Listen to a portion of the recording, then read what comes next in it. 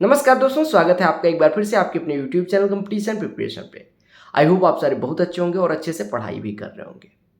आप सभी को पता होगा कि किसी भी एग्जाम को क्रैक करने के लिए आपको हार्ड वर्क करना पड़ता है। फिर भी आप देखते होंगे जब रिजल्ट आता होगा कि जितने लोग सक्सेसफुल होते हैं ना, उससे कई ज़्यादा गुना लोग फेल भी होते हैं। ऐसा क्यों? जब सबको पता है कि क्या करने से सक्सेस मिलती है, तो क्या सारे लोग हार्ड वर्क नहीं करते? और हार्ड वर्किंग लोग फिर फेल कैसे होते हैं? कई सारे लोग कमेंट करते हैं कि सर मैं बहुत पढ़ता हूँ, बहुत ज़्यादा पढ़ा मैंने, फिर भी स्कोर नहीं कर पा रहा हूँ। देखो, मैं एक एग्जाम्पल के माध्यम से आपको समझाना चाहता हूँ। लाइक आपको आपके मामा के घर जाने को बोल दिया जाए। अब आपके लिए ज़रूरी क्या क्या है? एक, आपको कोई वाहन चलाना आना चाहिए। मान लो आपको साइकिल दे दी जाए और आपसे कहा जाए साइकिल से आपको मामा के घर जाना है। पहली चीज़, आपको साइकिल चलानी आनी चाहिए। दूसरी चीज़, आपको सही रास्ता पता होना चाहिए। और तीसरी चीज़, अपना डेस्टिनेशन जो है उसके बीच में आप मतलब लिमिटेड टाइम में अगर आपको पहुंचना है, क्योंकि एग्ज़ाम जो क्रैक करना होता है वो लिमिटेड टाइम में पहुंचना होता है। ऐसा नहीं 50 साल के बाद भी आप कर लोगे। तो लिमिटेड टाइम में अगर पहुंचना है तो एक कांस्टेंट स्पीड से भी आपको चलना होगा। अगर आपको साइकिल चलानी नहीं आती तो आप साइकिल लेके पैदल लिमिटेड टाइम में नहीं पहुंच पाओगे। अगर आपको रास्ता नहीं पता और आप कितनी भी तेज साइकिल चला लेते हो तो फिर आप कभी नहीं पहुंच पाओगे। और तीसरी चीज़, लिमिटेड टाइम में अगर पहुंचना है तो एक कांस्टेंट स्पीड से ही चलाना पड़ेगा। अगर इसको मैं एग्जाम से थोड़ा सा रिलेट करूं, तो कोई भी एग्जाम अगर क्रैक करना है तो उसके लिए पहली चीज़ तो हार्डवर्क जरूरी है ही। आपको मेहनती होना पड़ेगा। दूसरी चीज़, वो मेहनत बहुत ज़्यादा गधों की तरह मेहनत नहीं होनी चाहिए, वो स्मार्ट वर्क उसमें कहीं ज़्यादा होना चाहिए। स्मार्ट वर्क बोले तो सही डायरेक्शन में, यानी क्या पढ़ना है वो, यानी एग्जाम क्या पूछता है। अब यूपीएससी का सिलेबस एसएससी के लिए पढ़ा जाए, कभी एसएससी निकलेगा नहीं। एसएससी का सिलेबस यूपीएससी के लिए कोई भी कितना भी टैलेंटेड हो पढ़े नहीं निकलेगा। तो सही सिलेबस, एग्जाम का प्रीवियस ईयर पेपर किस तरह से पूछा गया, यानी उसको एनालाइज करते हुए क्या रिक्वायरमेंट है आपके एग्जाम की, वो पढ़ा जाना चाहिए।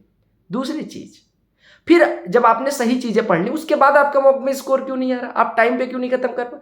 क्योंकि आपने सही मेथड से उसको नहीं पढ़ा। लाइक मैथमेटिक्स है, मैथमेटिक्स आपको पता है हर क्वेश्चन को बेसिक से किया जा सकता है। बेसिक कॉन्सेप्ट पे अगर आप रेगुलर प्रैक्टिस करोगे तो बेसिक से ही आपकी ट्रिक जनरेट होगी। और अगर आपने वो ट्रिक खुद जनरेट करी है, मतलब ऐसा नहीं वो ट्रिक पहले किसी ने जनरेट नहीं करी, लेकिन आप अगर खुद ये जानते हो वो कहाँ से आई है, तो वो ट्रिक आप एग्जाम में खटाक करके लगा लोगे।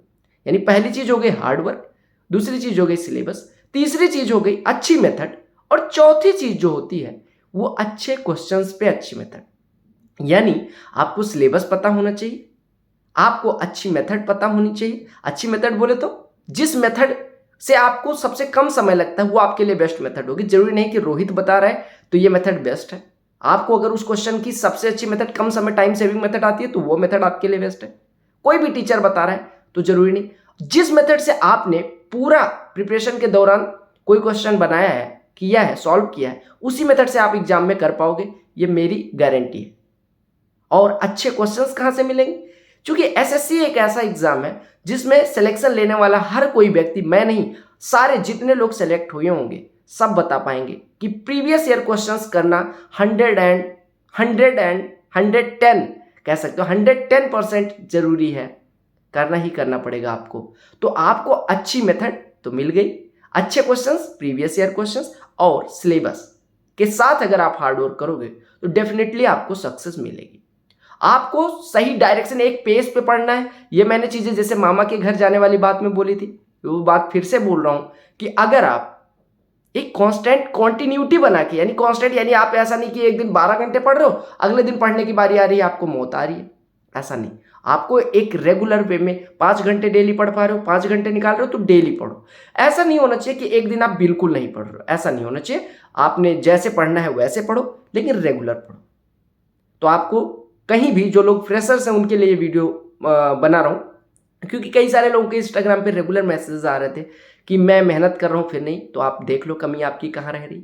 आपके पास मेथड अच्छी नहीं है, आपके पास रिसोर्सेज अच्छे नहीं है, रिसोर्सेज में प्रीवियस ईयर बेस्ड बुक नहीं है। अब आप कैट की बुक सॉल्व कर लो और आप एमटीएस का एग्जाम देने जा रहे हो, आपका कोई फायदा नहीं। आप और सेक्शन, दूसरी चीज, एक सबसे इंपॉर्टेंट चीज जो मैं बतानी भूल रहा था, आप एक चीज ध्यान रखना कि केवल मैथमेटिक्स ही एसएससी के एग्जाम में नहीं पूछा जाता, और भी 3 चीजें, जीके, जीएस, रीजनिंग और इंग्लिश भी पूछी जाती है। तो अगर आप उनमें से कोई एक सेक्शन छोड़ के जाओगे तो आपका सिलेक्शन नहीं होगा।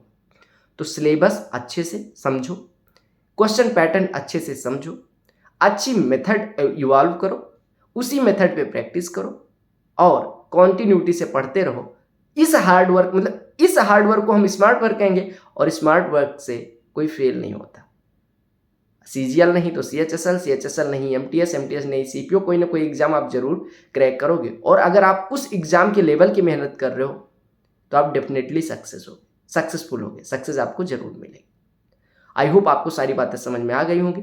आपको जो मैंने क्वेश्चंस बताए हैं, जो क्वेश्चन आपके SSC एग्जाम के लिए बहुत ज़्यादा जरूरी हैं, वो आपको कंपटीशन प्रिपरेशन जो चैनल है उस पर, अपने चैनल पे सारे क्वेश्चंस वही मिलेंगे। तो रिलेवेंट क्वेश्चंस, मेथड में बेसिक कॉन्सेप्ट्स आपका इतना प्रैक्टिस करवाता हूँ कि बेसिक कॉन्सेप्ट से आप ट्रिक इवॉल्व कर लो, जनरेट कर लो, वो भी इधर मिल जाएगा। और तीसरी चीज़, हार्ड वर्किंग मैं आपको हार्ड वर्किंग ही देखना चाहता हूँ। तो आप हार्ड वर्क के साथ साथ स्मार्ट वर्क करते हुए सिलेक्शन जरूर पाओ, यही मेरी ईश्वर से भी प्रार्थना।